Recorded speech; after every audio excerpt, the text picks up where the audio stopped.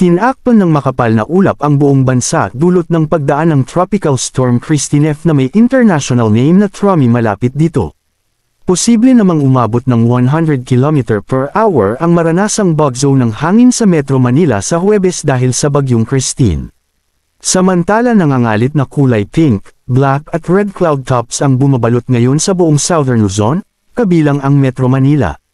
Nakakaranas ng napakatinding buhos ng ulan ang Bicol Region at Eastern Visayas ngayong hapon. Inaasahang makakaranas rin ng ganitong kondisyon ng Calabarzon, Central Luzon at Metro Manila sa Huwebes habang direktang tumatawid sa Northern Luzon ang bagyong Christine TRAMI.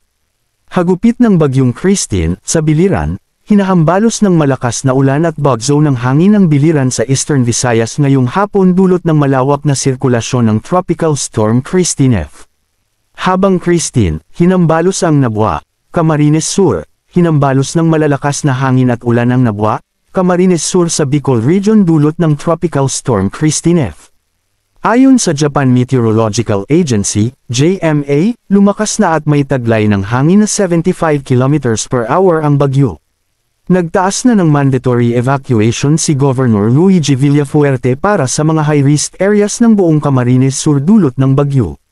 Samantala isinailalim na sa state of calamity ang lalawigan ng Albay, Bicol Region dulot ng malawakang epekto ng bagyong Christine. The declaration of state of calamity will facilitate the mobilization of local resources of respective cities and municipalities and the provincial government of Albay to support evacuation and camp management of the affected population, ayon sa lokal na pamahalaan ng Albay.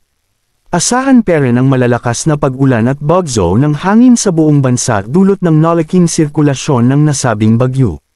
Walang pasok ang buong probinsya ng Pangasinan bukas Wednesday, October 23, habang patuloy ang pagbabante ng walang pasok announcement sa Kamaynilaan sa mga susunod na oras bunsod ng pananalasa ng bagyong Christine sa Luzon. Manatiling nakatutok sa Weather Balita para sa mga bago pang update. Thank you for watching and don't forget to subscribe.